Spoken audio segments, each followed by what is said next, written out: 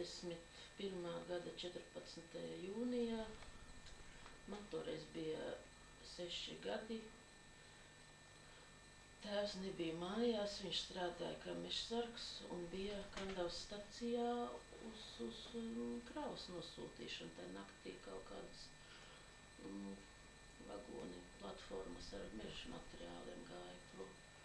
No rīta iebrauca mašīna, smagā mašīna, tur bija jau cilvēki iekšā. Un sākās nesaprotamas izdarības.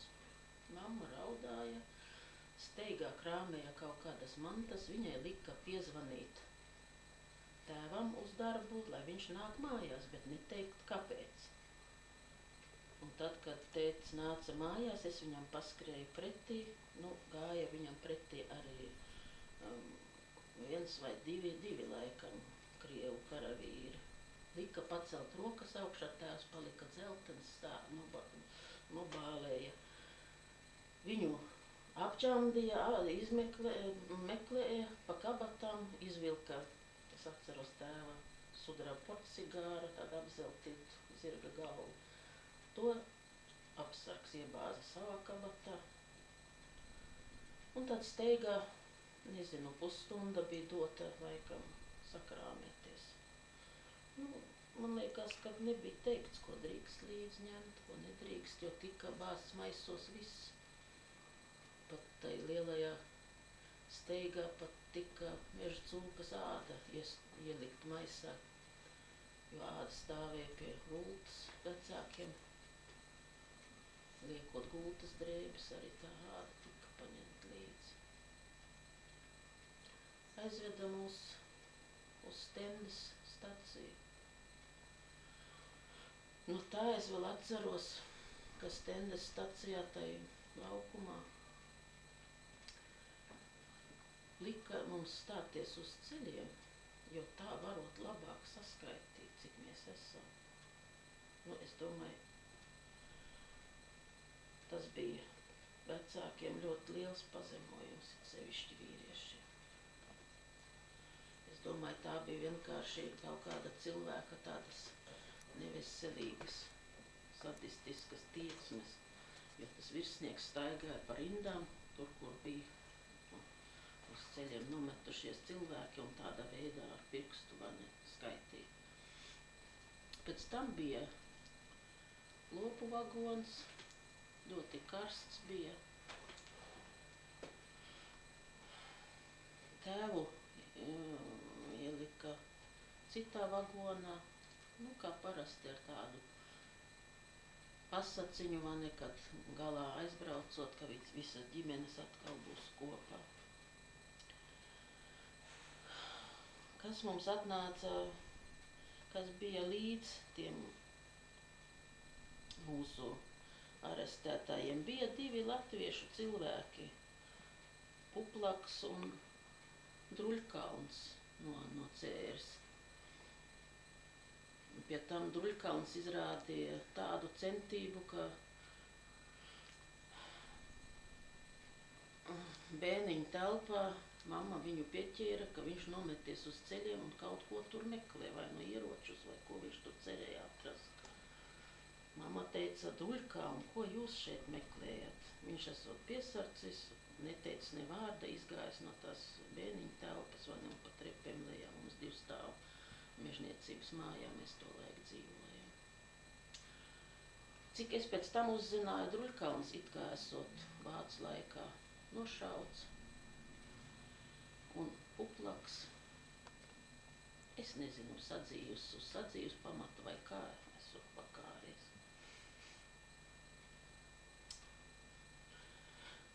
Mūsu brauciens, cik es tā atceros, bija smags brauciens. Cilvēki slimoja, viens puisītis, nezinu, kā viņam, kādi 2 gadiņi laikam bija. Ļoti labi, tādi no labas, var arī redzēt, pārtikuši ģimene bija, visi bija zīts un samts, vai ne. Puisītis lēni mira, caurēja, dizentērija bija laikam. dusmas un asaras bija dziedāja vagonā to dziesmu, lai apsardze nepieķertu, ko dzied. Tad uz meldijā Volga maķradnāja dziedāja. Nevis, es nedziedāju, mūsu mātes dziedāja. Katru stundu, katru brīdi tālāk paliek dzimteni. Apsardze laikam priecājās, ka mēs krievu dziesmas dziedām. Zilupē, protams, dziedāja Dievs svētī Latviju, tas bija no vagona uz vagonu laikam tāda ziņa padota. Man liekas, ka tur skanēja viss tas ešalons. Tās laikam bija latviešu asaras debesī.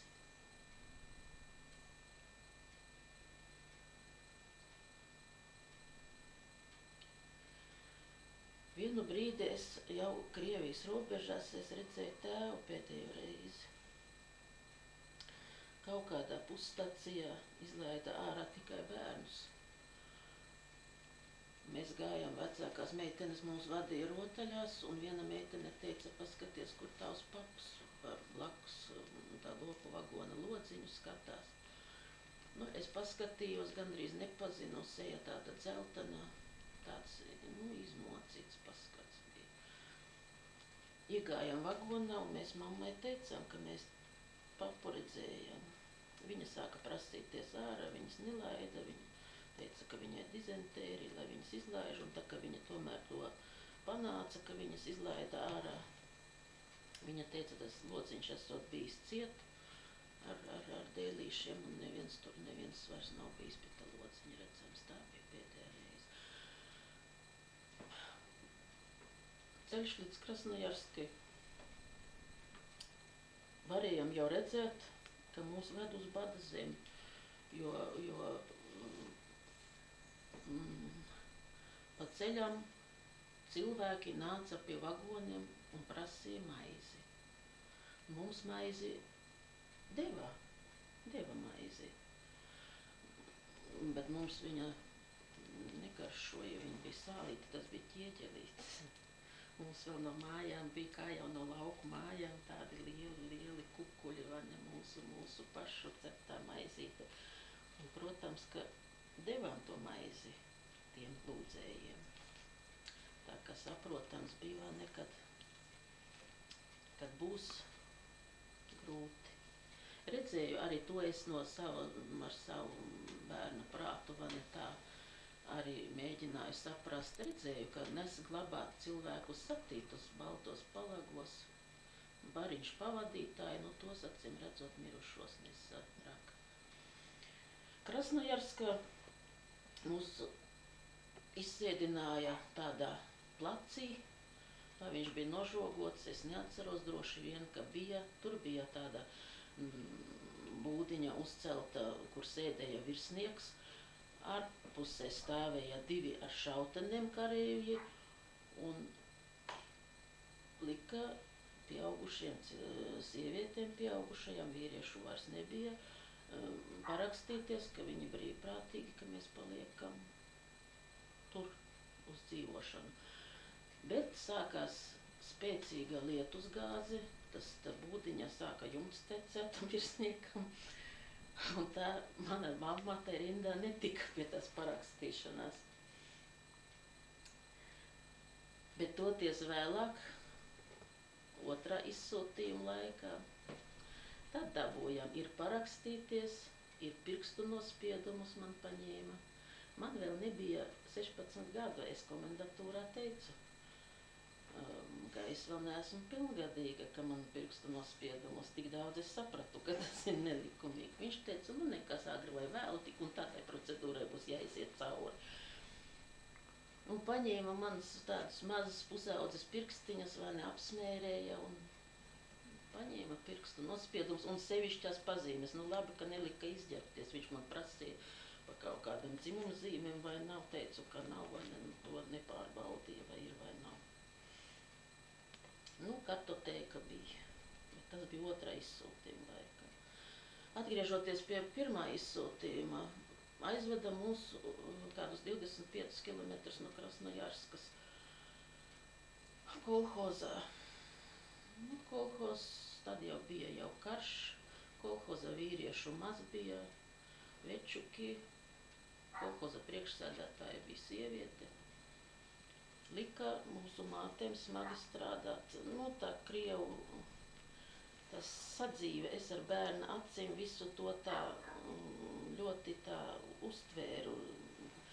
Likās savādi tas, ka no rītiem tur brigadieris uz zirga jāj un pie katras mājas nokliedzās, kuram ir jāiet uz kādiem darbiem, vai ne tāda izrīkošana. Nu, māte strādāja mamma kolhozā, bet pēc tam sāka adīt, bija tāds adītāja artelis, jo tur vietējie neprata adīt. Viņi adīja tādus cimdus, ka tur bail bija skatīties, un pēc tam ar tambora adatu, viņi tamborē neadīja. Mūsu sievas bija tas lielās adītājs, viņi apadīja visu ģirevņu un adīja arī tai artelī priekš armijas. Un es vēl negāju skolā, kad es jau pratu adīt tādu cimdu ar 3 pirkstiem tādiem, acīm redzot, šaušanai tāds. Un zināt, ka dzīja bija rupja, man rociņas maziņas toreiz bija, bet cimds pa dienu man bija jānoāda tādu normu, man mamma uzlika. No to rupjo dzīvi viņš diezgan ātri tas adījums iet. Es pagāru runāju, jā. Nē, ļoti labi, visi kārtībā. Mamma pat neļāva, man bija jau 7 gadi, māsai 8, mamma neļāva mums uz skolu iet, jo visu laiku dzīvoja ar cerību, ka tiksim mājās, ka nesot, ko Krievas skolā iet. Bet, nu, ka tā mājās braukšana kaut kur vēl aiz kalniem tikai bija mūsu cerībās un mūsu sapņos. Sāku iet Krievas skolā. Abas ar māsu vienā klasē. Māsa mācījās ļoti labi. Viņa pēc pusgada no 2. klases pārcēla uz 3. Tā viņa man 1 gadu tiktu priekšā. Es mācījos labi. Un atceros, vienreiz bija ielikta sienas avīze, uzzīmēta tāda bildīte, ka es kā pierakstīts klāt, mans vārds, ka tā nu esmu es, kā teicamniece. Un ar piecniekiem esmu tādā piecnieku iežogojumā, un pārējiem, nu, tie divnieki ir, vai ne, kas, nu, tie nevīžīgākie skolēni. Un, zināt, man bija piezīmēts pionieru kaklauns. Un mammai kāds, nu, pastāstīs no latviešu bērniem, to bērni savam mātēm, māte atkal, kad es esmu iestājusies pionieros. Nu, lielas pārunas bija, kamēr es mēģināju iestāstīt, ka es neesmu pioniere, ka tas kaklauts ir tikai kā dekorācija, ka, ja jau bērns labi mācās, tad viņš ir tikpat kā pionieris. Bet mūs nespieda neviens tais pionieros stāties. Trakākais bija bats, un arī ģērbties nebija ko. Tādas kundzītes, kādas tur latvieši rādīja savas dzimtenes fotogrāfijas, kādas kundzes ir staigājušas ādās un zīdā, tad tagad viņas staigāja maisa drēbēs. Man arī bija visādas drēbes. Viens tāds skumjš gadījums, es atceros,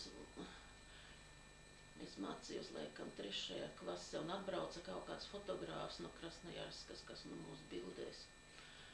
Un man bija viena žēlīga Krievu sieviete uzdāvinājis tādus apavus, luntai sauca. Nu, kas tas bija? Tas bija tāda vatēta zeķe, ieauta kalašā. Nu, mums laikam britkotāji tāds valkā, bet nu tādi nuplīsuši, viņi bija tā vate līda pa visām malām ārā. Un es no savā bērnu prātā izdomāju, ka tas ir liels kauns, ka es šitādos noplīsušos apavos tikšu bildēta. Un man skolotāja stāsta, ka nevarēs redzēt, ka tās kājas viņš nefotogrāfēs. Un lai es eju tai bērnu bariņā, mani kā teicamnieci gribēja nosēdināt priekšā, nu tas nu nekādīgi negāja krastā. Un beigās mani tāda, nu, lielas asaru plūdi bija, un beigās no kauna es raudāju no kauna, ka es esmu noplīsusi. Un beigās mani tur tai bariņā ielika, man tā fotogrāfija vēl ir, bet ļoti slikta tā uzņemta, bet nu var redzēt, ka es tur tāda noraudēsies es. Un tad fotogrāfs atsūtīja visas tas bildītes un pierakstījis bija klāt tai meitenei, kas tik ļoti raudāja, iedodat to bildīti par velti, no viņa nekvalitatīva tāda ir, bet nu tomēr cilvēks savu, nu tādu sirsnību, vai ne, izteica pret mani.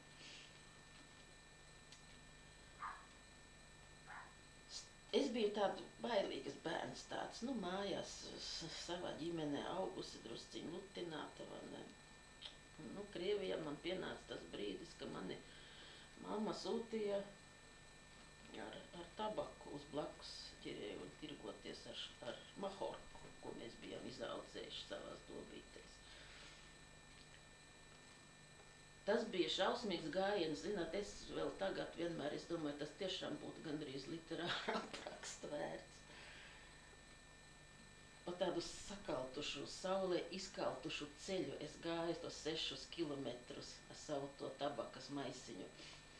Pirmais, ko un es baidījos, jo es tāda bailīga biju, man uz svešām mājām bija bailiet, un nu man ir jāiet uz svešu ģerēju vienai pašai.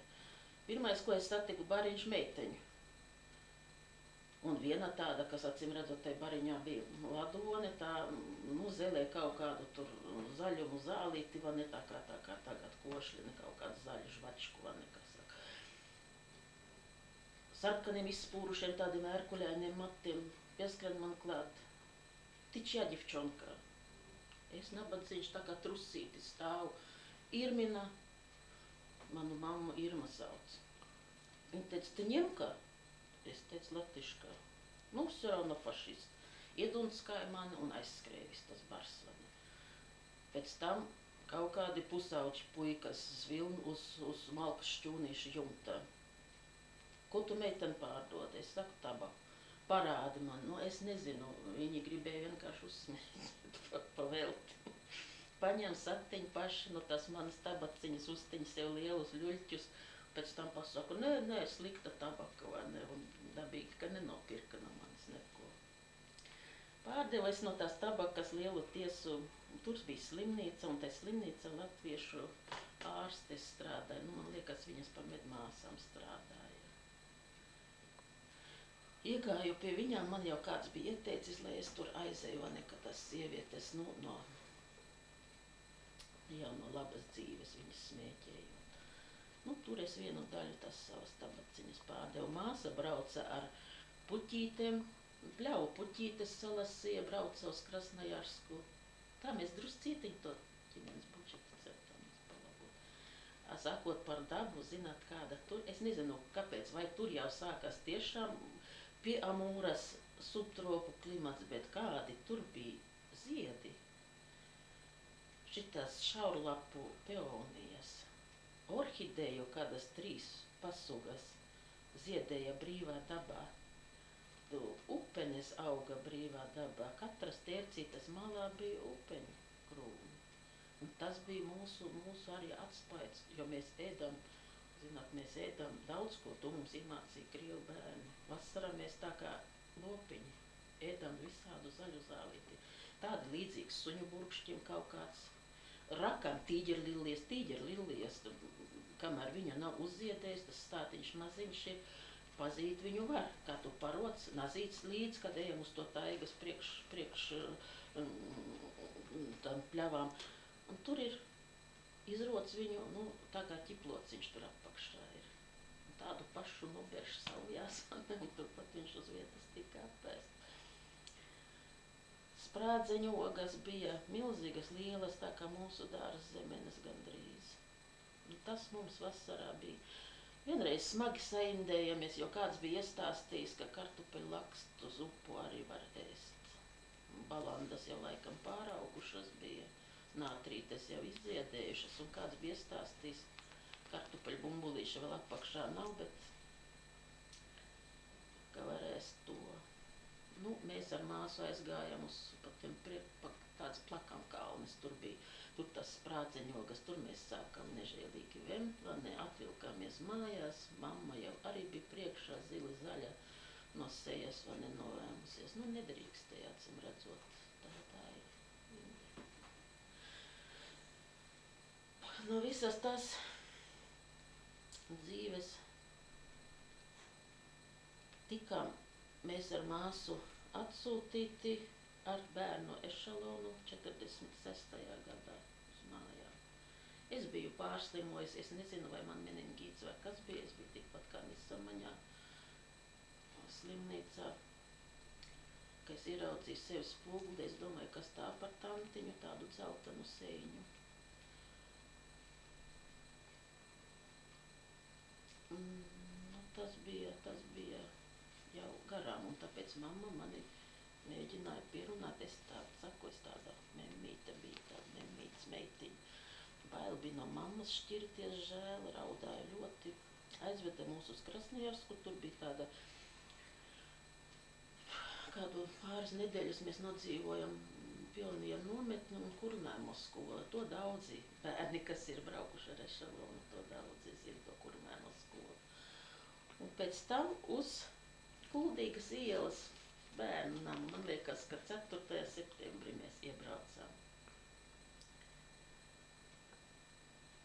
Tai ešalonā, kur mēs, kāds ešalonas, tur bija vagons vienkārši, bet man liekas, ka tai vagonā, cik man palicis prātā, ka mēs kādi 120 bērni bijām. Un Vladislavs Urtāns mūs pavadīja. Un protams, ēšana bija kāda, nu bija, bet īsi pirms Maskavas mums pietrūka vispār, nekas vairs nebija. Kādas 2 dienas, jo toreiz vilcieni lēni gāja. Tas bija 46. gads.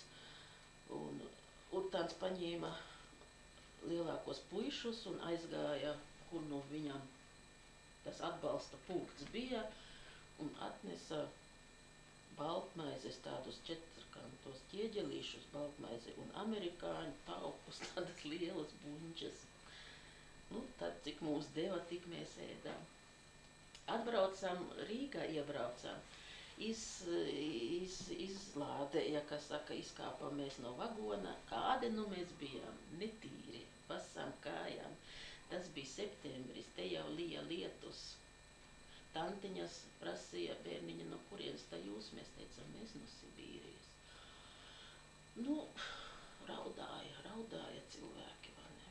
Pēc tam tantiņas nāca arī uz to bērnu namu Kuldīgas ielā, kamēr mēs izgājām karantīnu, kamēr mūsu radinieki izņēma. Mamma atbrauca 46. gadā pa Ziemassvētkiem. Viņai bija uz gadu iedota pase,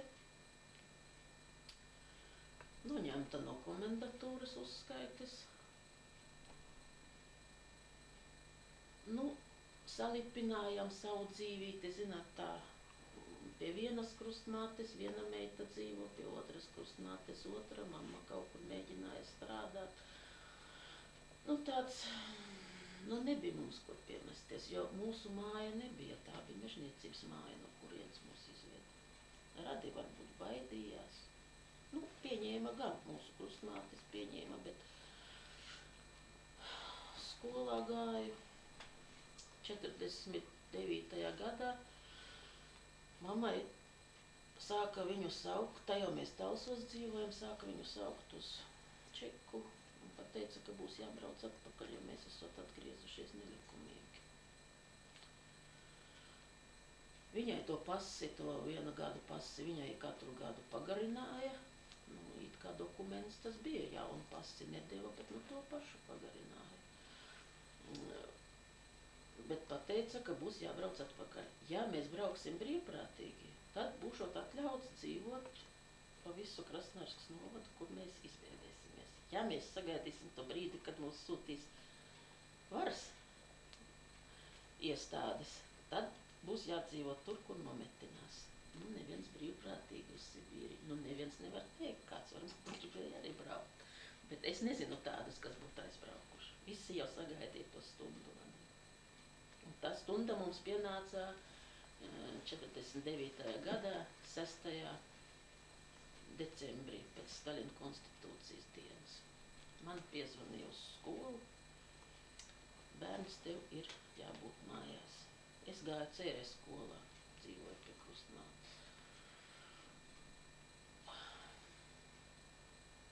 Atbraucu uz Talsiem, Talsos neviena mājās nav. Māsa raudādama vēl aizgājas uz skolu, tā bija sākus te vidusskolē iet. Sakrāmējam mantiņas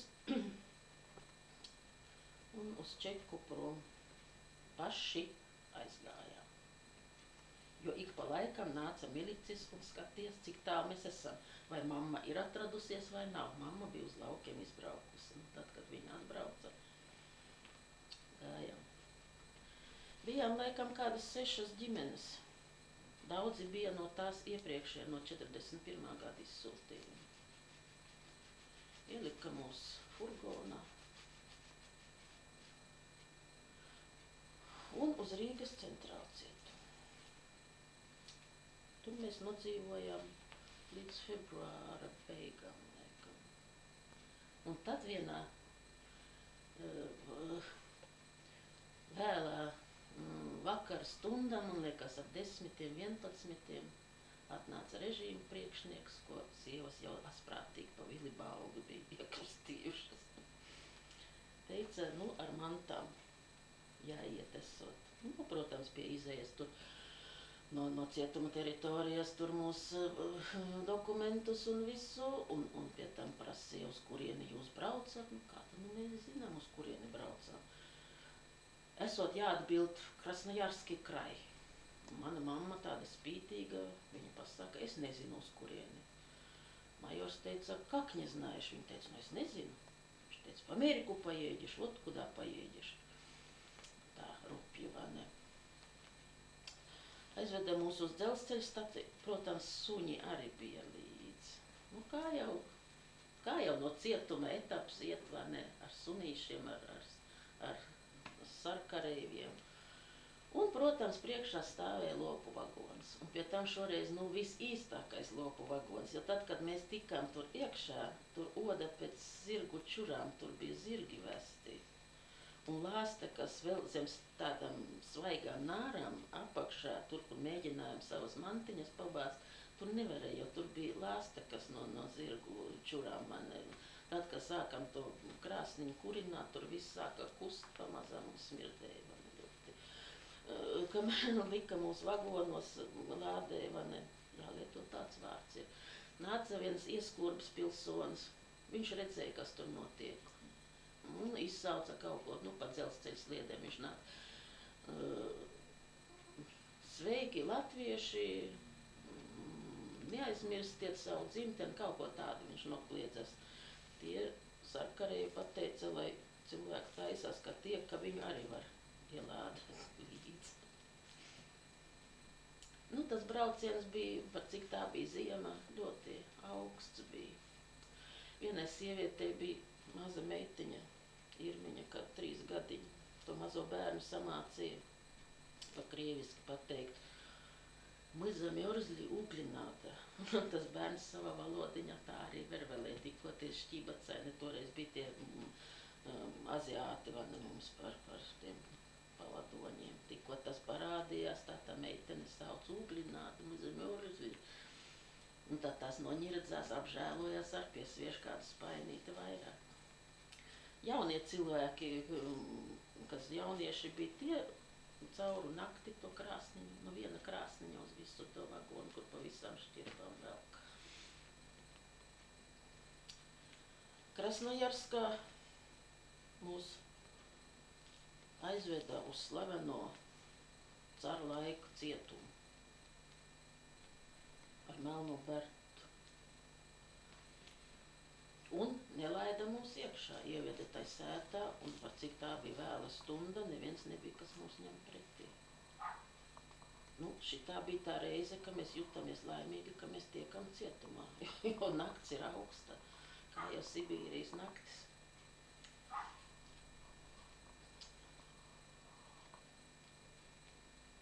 Pie tam tās ģimenes, kas bija ar bērniem, tur ievietoja mūs kaut kādā vešūzī, jo tur bija kaut kāda Maskavas inspekcija, un tā vietējā vara, cietuma vara pateica, ja pie mums pie durvīm klauvē, lai mēs stāvam klusu, ja mēs nerunājam. Bet ēst mums deva. Un bērniem pat deva labāku porciju nekā, teiksim, uzlabotu, ja. Tad, kad tā revīzija beidzas, tad mums pārcēla uz kopējo kameru. Tur es iemācījos šahu spēlēt, es garu laiku. Viena skolotāja no Talsiem bija Vīto kundze.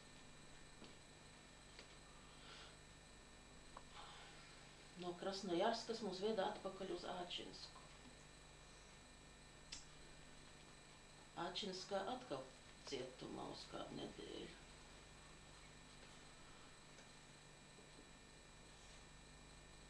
Un pēc tam atbrauca mūsu nometināšanas vietas komendants un, protams, sarkarēvji un traktors Naķi un lielas kādas ragavas notēsti ar priekšslieci tā kā izveidotas, vai ne, baļķis un pāri dēļu klājas. Mēs savās plānajās drēbītēs tur drebinājāmies. Citam bija rudensmētelis, tā kā, piemēram, manai mammai. Man bija gumijas botes kājās. Viena žīdu ģimene bija, kas visi bija elegantos pilsētas pirkstainos cimdiņos. Aizkustinoši bija tas, tā žīdu ģimene sastāvēja mazmeita, meita un vecmāmiņa. Kā viņi to vecmāmiņu tur? Visu labāko te vecmāmiņai.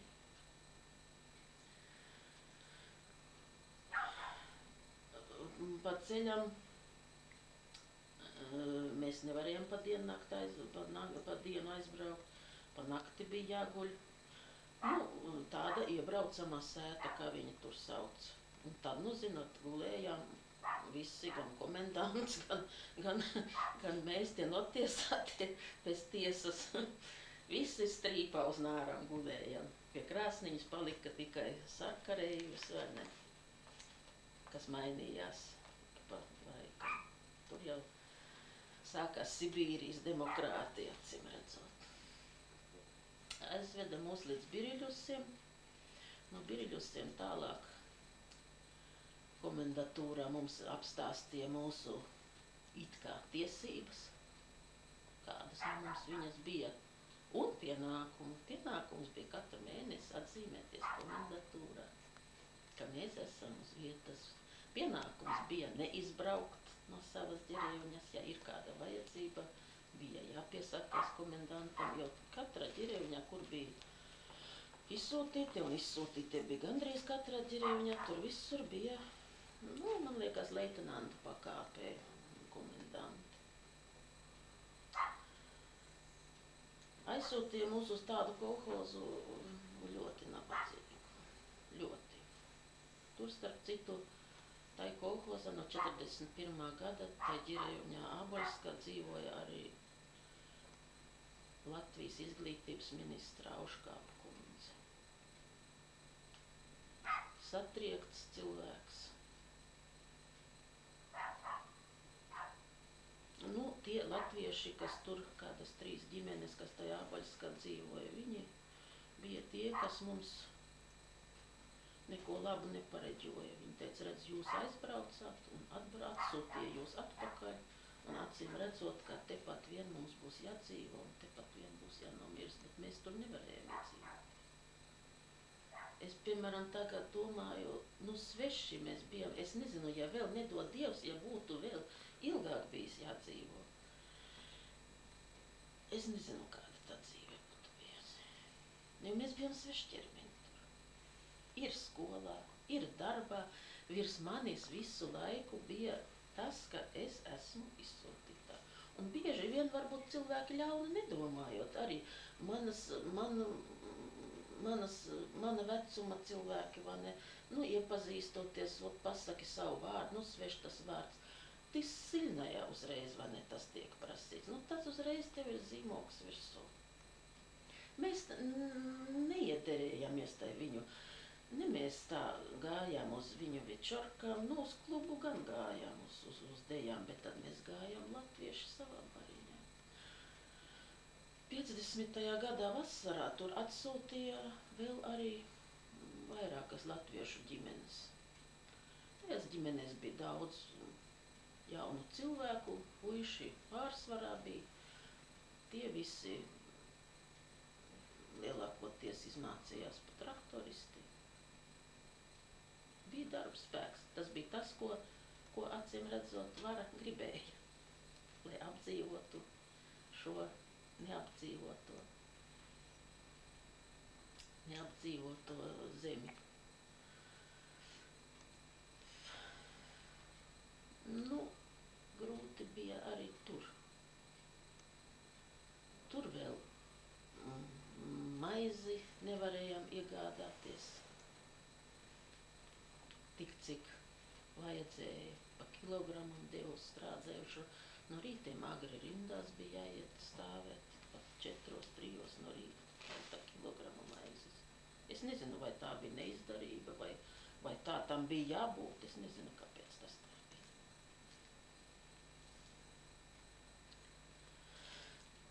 No tā nabadzīgā kolhozā mamma gāja komendantam sūdzēties. Viņa teica, viņai 2 bērni ir skolā sūtām.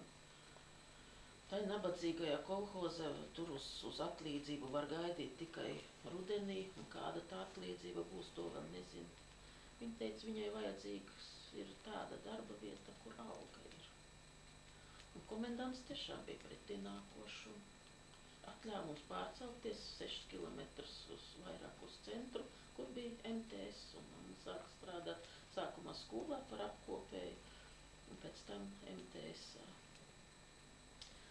Mēs ar māsu gājām vidusskolā. Vidusskola bija rajona centrā Biriļusos. Nu, pratām iztikt ļoti minimāliem līdzekļiem, bet atkal jāsaka komendatūrai, es nezinu, kas tas bija par atkusni, jo toreiz pa vidusskolu bija jāmaksā, un komendatūra, par cik mēs 2 skolnieki uz vienu strādājošo bijām, 1 pusgadu mums piešķīra naudu, ko samaksāt par skolu. Kas tie par līdzekļiem bija, un kāpēc tāda labvēlība bija, to es nezinu. Nu, bet tai pašā komendatūrā man arī tos pirkstu nospiedumus paņēma. Arī tas lika parakstīties, vai nekad es brīvprātīgi. Uz puslapiņas. Puslapiņa, vai ne? Un tas bija jāparakstās, vai ne, ka brīvprātīgi paliek. Tas noskaņojums jau tāds bija, ka tiešām, ka mums to nosaka.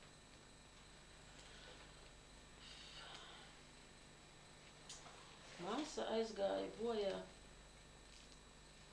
Čūlīmas aptekas, peldoties. Vasarā gāja strādāt MTS-ā, izkrāva ķieģeļus no baržām. Domāju, nopelnīt to skolas naudu vai kādu apģērbu gabalu. Pusdienas laikā vēl viena latviešu meitene, kā jau jaunieši sākuši draiskoties, peldēja pāri tai upē, diezgan plata. Otrajā krastā viņa nogrima. Kamēr sameklēja laivu, kamēr pārīrās pāri.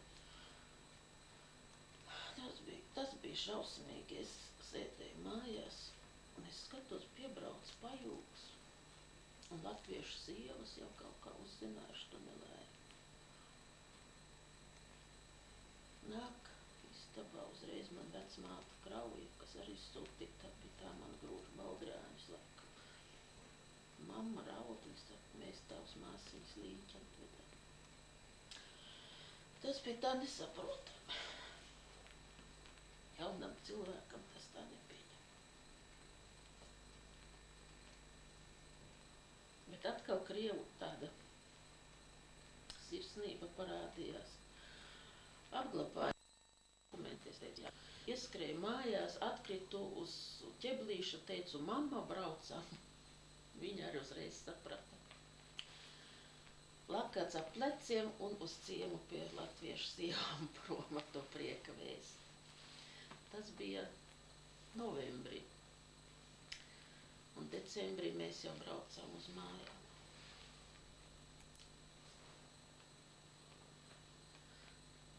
Tāds nu tas dzīves stāsts ir.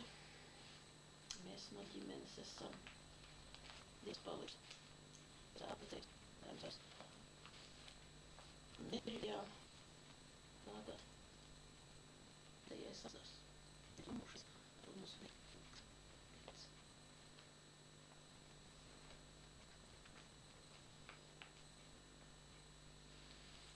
Palīk tikai no mūsu ģimenes. Mēs izsūtīt to grāmatu. Tagad arī ir. Latvijā arī ir izdotas būtnīca. Es, diemžēl, neesmu mūsu grāmatnīcās, es Taujā un Rīgā arī dažās. Tur, laikam, centrālajās grāmatnīcās tikai vēl Taujā. Tur paliks 4 rindiņas. Vitmans Eduards, Vitmane Irma, Vitmane Ausma, Dzidra un Vitmane Aina Udīte.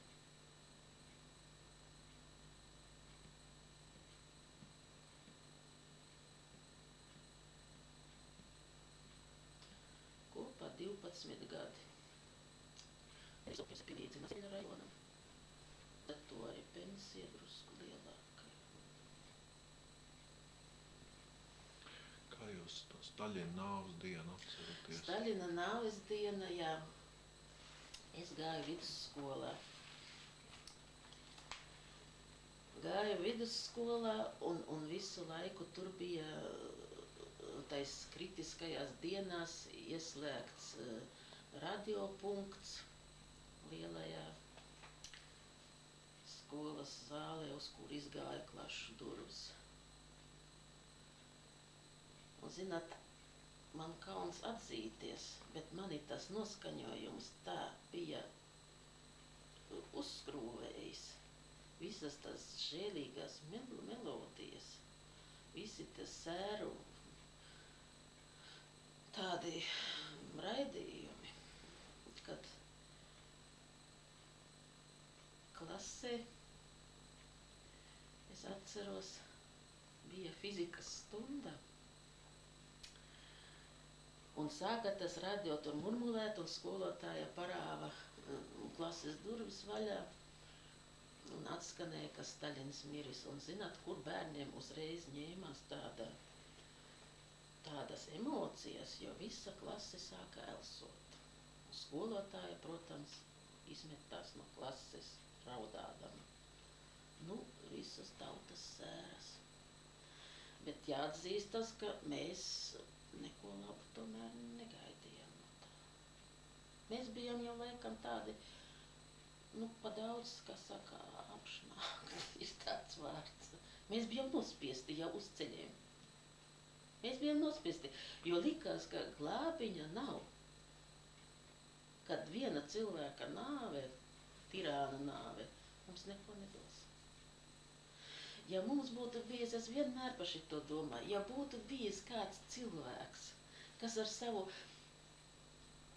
ticību, ar savu kaut vai Dievs būtu devis pārliecību, būtu mums kaut druscītiņ iedevis kādu stariņu, bet mums tur valdīja bezcerība. Patiešām bija tāds noskaņojums, ka te mēs būsim, un te mēs arī šitai leknajā Sibīrijas zemē, mēs arī paliksim visi. Nu, paldies Dievam, ka tas tā nav. Es esmu optimisti vispār. Bet reizē arī neticīgais domas, tā es neticēju tur. Un tā es neticēju arī, piemēram, man ļoti ātri tika rokās LNK programma, viņu darbības programma. Un es to izlasīju, es teicu, tā nekad nebūs. Man darbā oponēja, kas tad tur tik briesmīgs ir, kur tu vispār dabūji to, vai ne, es pastāstīju, un protams, kad bija LNK jau toreiz jau atmodas piekritēji, un kāpēc tu domā, ka tā nebūs? Es teicu, izvest Krievu armiju, Krievs to nekad nepieļaus, tā ir utopija.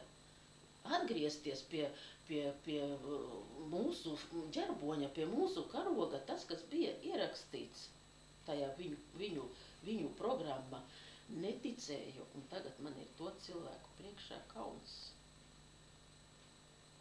Man to neatgādina, bet es pati sev to atgādinu, ka es esmu bijusi neticīgais. Varbūt arī tāpēc, kad šitie apspiestības gadi, es teicu, tas visu laiku kā apziemokojums ir par manu dzīvi stāvējis.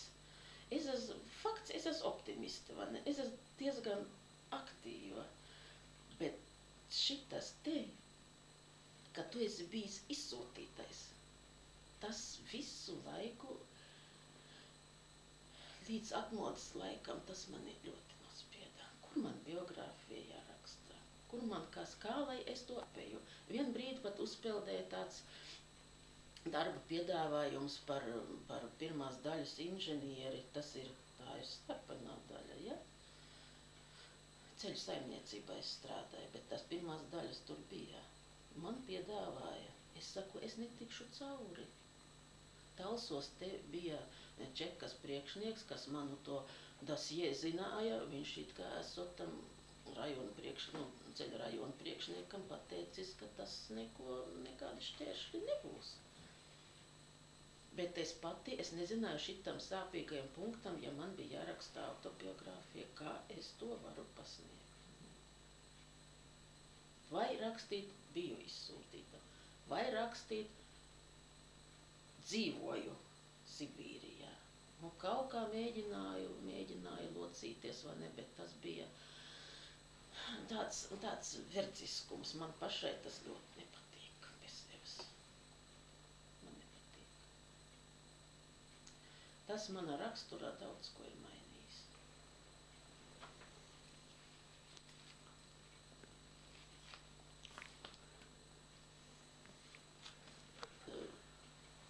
Kara gados, pirmajos it sevišķi, kas meitenītim 6 gadi, es biju tik ļoti pieķērusies mūsu mājai, ko es par mūsu māju skaitīju, Mežsargu māju.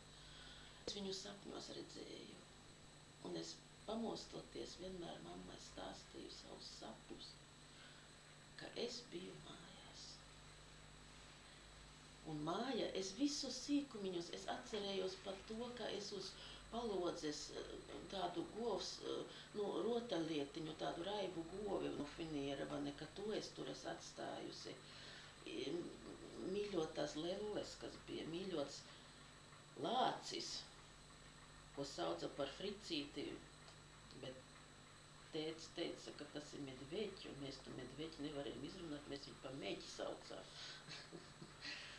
Meģis arī par to arī gandrīz, ja kādreiz redzēju sapnī, vai ne, tad bija no rītiem jāraud. Un vēl es redzēju tēti, es biju tēva meita. Ja mums bija kaut kur ģimene kaut kādas iziešanas, kur mēs visi 4 nevarējām iet, mamma gāja ar māsu, un es gāju ar tēti. Un tad es sapņoju pat visādas muļķības. Piemēram, kara laikā spekulanti pa ģerioņu staigāja, nāca. Viņi sauca par spekulantiem. Viņi vienkārši bija pilsētas iedzīvotāji, kas nesa savas mantas mainīt pret pārtiku. Viņi sauca par spekulantiem. Es pat sapņoju, kad atnāk un atved tēti iemainīt pret kaut ko. Mamma man stāstīja, viņa vispār tādai mistikai netic, bet vienreiz tai izmisumā viņas esot zīlējušas uz jauno gadu. Un kā zīlējušas, iemet laulības gredzenu, ūdens glāzes, 2 svecītes, malā noliek baltu palavu, apņem sev, lai būtu mistiskāk. Un skatīties tai gredzenā un domāt cieši. Par to viņa domāja, mamma 31 gadu. Viņa domāja par savu vīru. Viņa saka, es nezinu, vai es pa daudz pati sevi tā noskaņoju. Viņa saka, bet man vienu brīdi likās, ka tai gredzenā viņš parādās, papa sevi. Viņa saka, un lai viņa galvā. Viņa saka, bet es zinu, ka ziema. Viņa saka, un man uzreiz tā pirmā doma, vai tev nav augsti? Viņa saka, un viņš tā papurināja galvu. Viņa saka, un tā viņa uzreiz tā sakustējās, vai ne, un viss tā vīzija izjuka. Nu, acīm redzot, tas cilvēks sevi uz to. Nu, bet tā parādība tāda viņai bija, un viņam tiešām laikam vairs nebija augsti, jo viņš jau bija viņa saulē, kā viens mežsargs teica, labākos medību laukos.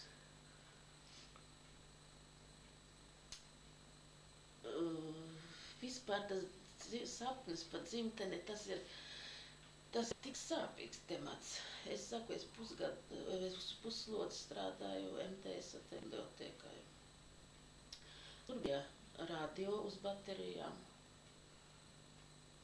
Un vienu vakaru es grozīdama to radio uzgriezu Maskavu. Nu vāji dzirdēt varēja tas baterijas jau nosēdušās. Attālums liels, retranslācija tur laikam vāja. Nu vispār tas radio bija tikai tā, pjauss, gandrīz pieliekams. Un kaut kāds studentu festivāls kaut kāds Maskavā bija un dziedāja Pūtvējiņi.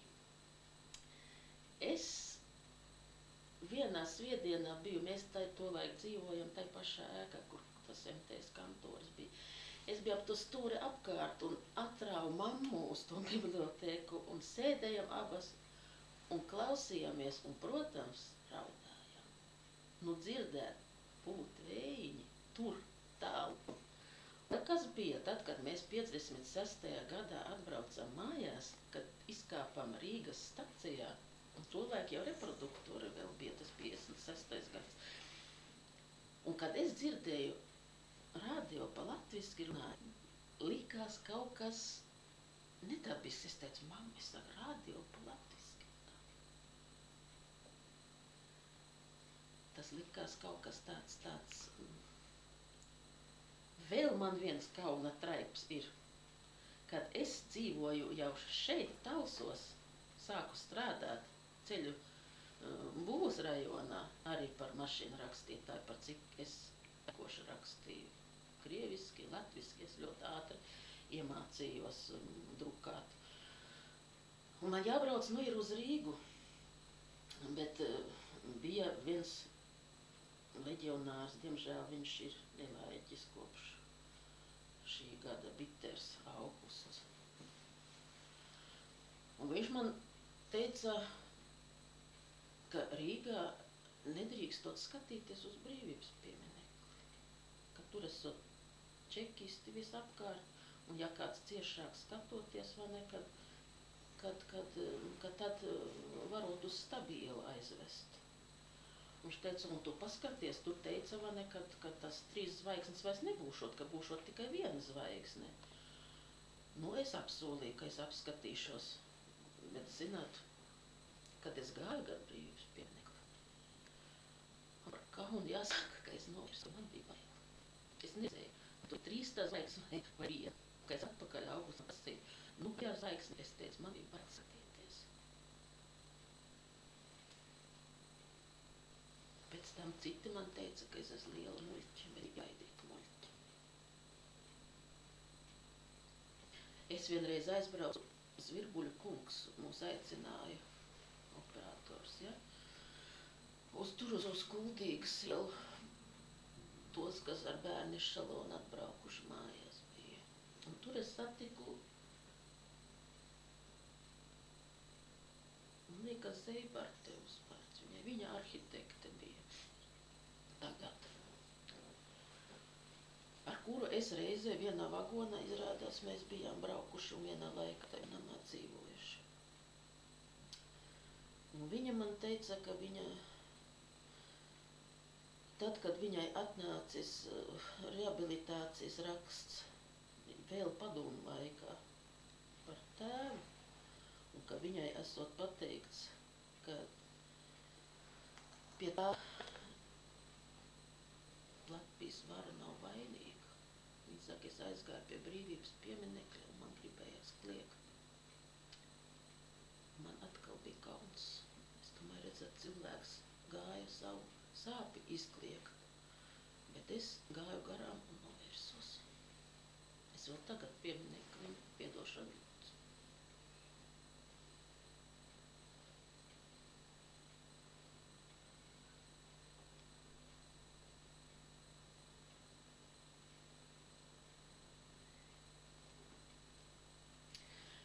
Latvija, tas bija mūsu mūžīgais sapnis.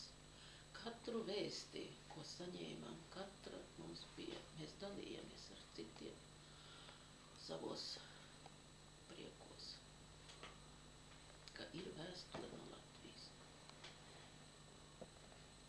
Radi acīm redzot, baidījās varbūt.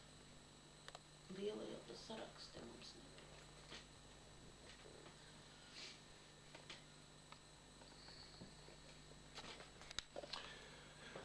Kaut ko vēl varbūt par tām pirmajiem Latvijas iespēja ir kaut kas tā iebraukšana pēc tik ilga laika, kad 50. 50.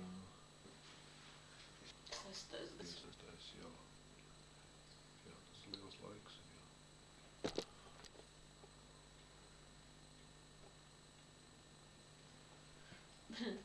Jā. Tā bija 56. 7. Tā bija tāda slapja ziema. Mitrs bija. Es ar mammu, kad izgājām pār. Es tādam sīkiem drebuļiem kratījāmies, jo laikam tas klimats nepierasts bija. Sibīrijas kontinentālais klimats ir sausas augstas ziemas, karstas sausas vasaras. Un mēs jau bijām, acīm redzot, tajā klimatā iejutušies, jo tiešām mēs ļoti. Grādi te nebija daudz, bet mēs te mitrumā dribinājāmies tā kā sunīši. Laikam, ka neveselīgs klimats, pie tam vēl man Sibīrijā atklāja drusciņu aizēnojumu kaut kādu procesu vienā plaušas galotnē, labās plaušas galotnē. Bija toreiz. Bet es iznesu bļodu, acu bļodu, nesu ārā tādā kupenā, un es viņu tā šalti izgāzu. Un, zināt, tā kā krellītes nograbēja kaut kas, es domāju, kur man tas ūdens palika, un es skatos, tādas garenas pilītes sabiratais sniegā, viņu momentā, par cik es ar tādu lielu šalti diezgan tālu, vai ne, visu to izgāzu un krakšķēdams sabira, vai ne, kā krellītes ir. Interesanti bija arī, ka, teiksim, tad, kad uz to lielo salu, kad taisījās, tad tāds mēnesis, tāds loks parādās, un klusums ir. Skolu slēdza, ja bija pār pa 40 grādiem.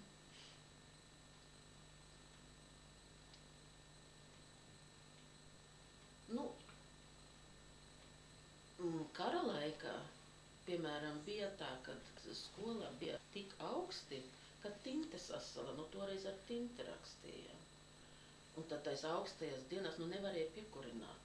Un starp citu mācījās 2 klases, 1. un 3. vienā maiņā.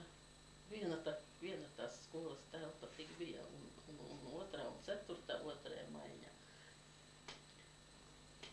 Un nesām savas tintas pudelītes, tā kā pudelītes kurās, liekam uz plīts, un tad bezgalīgi jautrības skriet katru reizi tur un mērcēt to pildspalvu. Un pēc tam uzrakstat, zināt, tas ir neticami, uzrakst un aiz tevis sasalst, aiz tās spalvas sasalst. Liekas, ka viss ir kārtībā, tu raksti, vai ne, tas rakstītais paliek. Atnes mājās, viņš ir izkusis un izsmērējies, skaties un brīnies, vai ne, kas tavā burtnīcā ir. Sals ļoti liels. Cimdiem es rakstīju, man cimdi bija rokās. Bet tinte, patiešām, es to, kā tu raksti, man viņš sasalst. Un Latvijā tāpēc mēs tā jutāmies. Talsos mēs atgriezāmies tajā dzīvoklī, kur mēs bijām dzīvojuši. Tas dzīvoklis bija sadalīts. Un mums tika aiz žēlastības iedota viena maziņa istabiņa, kur varējām tikai 2 gultas un tādu pusgaldiņu ielikt. Vairāk tur vietas nebija. Bet labi, ka tā. Galvenais, ka es darbu ātri atradu ar kaimiņu palīdzību. Pateica, ka ceļu rajonā ir vajadzīga sekretāre.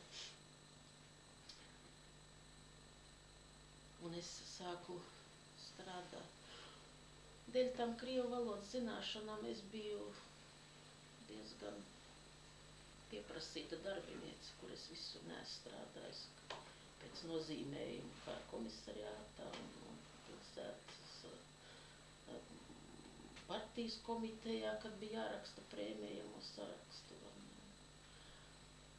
Nu, likās, ka darba vietā es vēl kādu laiku sarakstījos ar MTS, to Sibīrijas MTS direktoru sievu. Nu, tad es viņai rakstīju tā, kā viņa gandrīz varēja domāt, ka es no Leiputrijā dzīvoju. Jo man likās, man pietika ar to, ka visapkārt ir latvieši. Goda vārds. Jo tas bija, es nezinu, varbūt tā ir audzināšana, varbūt tas man gēnos ir. Es esmu ļoti liels patriots. Es nezinu, es nesaprotu to, vai ne, ka vēl tagad latvieši dzīvo Sibīrijā. Viņi tur ir iedzīvojušies. Arī no mūsu tā pirmā izsūtījuma viena ģimene vēl dzīvo tur.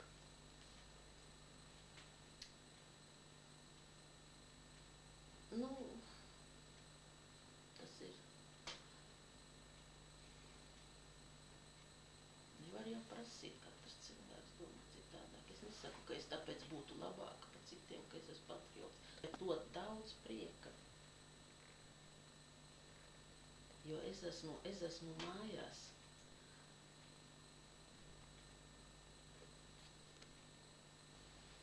Es atbraucu, man bija 21 gads. Nu, protams, jaunība ir jaunība, skatījos puišiem, bet tas skats bija interesanti, jo es vispirms skatījos uz kājām. Es nevarēju pierast, ka staigā kurpēs. Un vīriešu zeķes, tas man likās kaut kas vienreizēji skaists. Ka vīriešiem bija tādas skaistas zeķes un kurpes. Jo tur staigāja, vaļņkos tur staigāja, Irzas zābakos. Man vēl pašai ir viena fotogrāfija, kur es staigāju ziemā Irzas zābakos. Mazīgos lielos, jo maziņus varēja dabūt. Un labi vēl, ka tādi bija. Bet mans tas skats vienmēr, gadiem es šitā te, ja nāca cilvēks jauns, kas man varbūt ieinteresējas, tas pirmais skats neuz un pēc seju, un pēc tam tu līp uz kājām. Un nenovērst, es varēju skatīties uz vīriešu. Jo man ir tas skats kaut kas sevišķs. Civilizācijas kalns. Otrā izsūtījuma Sāģā, Āpoliskā. Tur varēja redzēt kolhozas saimniecības neizdarību. Ja tagad runā par lopu mērdēšanu, tur tas notika pat pieļaujamās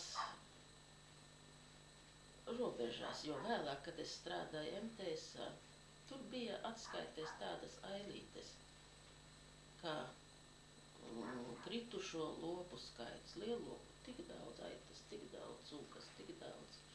Milzīgi cipari, un neviens par viņiem neko, pat brāzienu nerunāja par uzrēķiniem vai kaut ko tā.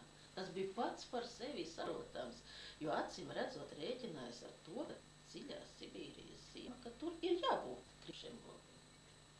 Bet to, kā leka Sibīrijas zeme, ka tur varēja izaudzēt tā, lai tie lopi būtu pāēduši, lai viņi badā neietu, jo ne jau no augstuma viņi sprāga no barības trūkuma. Un to tai Āboļskā vislabāk. Tas bija liels pārsteigums. Marta sākumā, kad vēl dziļš sniegs ir sali, kolhoz ferma no rītiem tiek attaisīta un cūkas kā sanitāri, kā asenizatori sadalījās pa divām Sāģas ielām un notīrīja visu, ko cilvēki attei trūkumu dēļ bija atstājuši aiz savām kūtiņām. Cūkas bija drausmīga izstāra, gan gariem deguniem, ikņiem, dzelteniem. Dzelteni sari, mugura kā zāģis, un šitāds zobus šņakstinādams pa ciemu, meklēdams cilvēku Atkritumus vēl būtu labi, bet izkārnījumus viņa ēda. Tāda saimniekošana. Un kolhoza priekšsēdētājs ceršanā normāla parādība. Nevienam ne par ko, nekas tur nedraudēja. Nebija tāda lieta, ka par neizdarību kāds tiktu sodīts. Par zakšanu, jā, ja tevi pieķēra, par neizdarību, nē.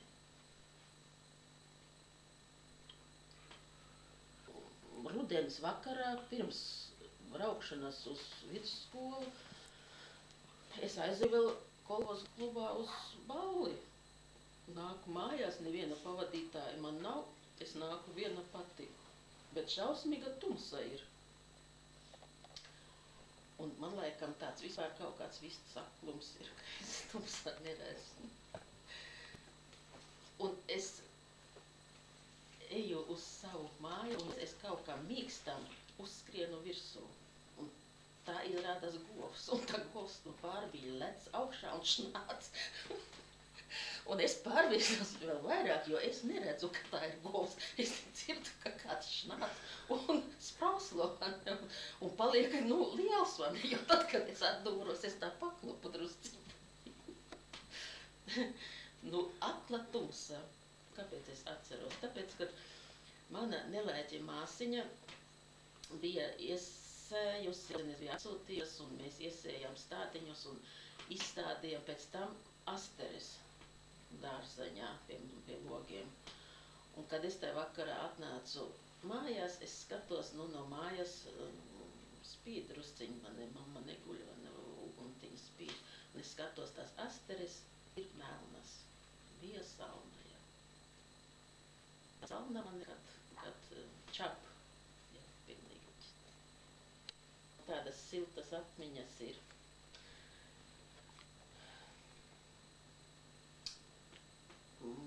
Mūsu sādžā visa tā latviešu sirds bija Penkuļkundze, virsprokuroras Birutas Ulpes mamma. Viņai bija bez Birutas vēl 3 puiši, viens no tiem maziņāks Tālis un Imants un Viesturs bija jau jauniešu gados. Un tā Penkuļkundze mācīja mūs tā. Viņa ļoti sirsnīga bija. Viņa mācīja mūs tā sapulcināt. Tur mēs Jāņus svinējām. Bailīgi svinējām, jo pirms mums bija bijuši atsūtīti 49. gadā. 49. bijuši igauņi. Ļoti, diezgan, man liekas, kā 11 ģimenes. Un tie ir svinējuši Jāņus, un tai sāžas tiek tai platajā ielā, tur dedzinājuši uguns, un tā iela jau ļoti, ļoti plata vanēja. Un uz tā krustojuma dedzinājuši ugunskuru un svinējuši, un par šitādu te patvaļību viņi ir pēc pāris mēnešiem aizsūtīti tālāk uz Ziemeļiem. Jo viņi nav pakļaujušies. Komendants atnāca, tas tur netālu dzīvo no tā krustojuma atnāca un pateicis, ka nav brīvi kaut kāds nacionāls svētkus svinēt. Viņi nesot paklausījuši, bāleliņi, igaunīši jau ir spītīga tauta. Un mēs no tā mācoties klusiņām. Ārā nelīgojām, bet pie Penkuļtantes mājās, istabiņā. Tur mums bija tā jauno gadu, tur mēs sagaidījām. Ziemassvētkus es ļoti labi atceros, ka vēl māsiņa bija dzīva. Un bija tāda Martinsonu ģimenē, Ilzīte meita viņiem bija. Un Martinsonu kungs pats un Ilzītes mamma. Un pie viņiem svinējām Ziemassvētkus. Tik silti man tas palicis ir atmiņā. Mēs ar māsu bijām tur ielūgtas. Mēs gājām tad vidusskolā, es gāju 8. klasē, māsa gāja 9. Un tik silti bija, dziesmu grāmata bija tai Martinsonu kundzei. Mēs mācējām dziedāt tādas, vienkārši baznīcas melodijas, jo mamma man liela dziedātāja. Man kādreiz saka, vai tad Sibīrijā dziedāt arī gribējās, nerunāsim pa garīgajām dziesmām, bet kaut ko dunot pie sevis. To cilvēkam nevar pārmest. Tas ir tikai labi, ja viņš to var darīt.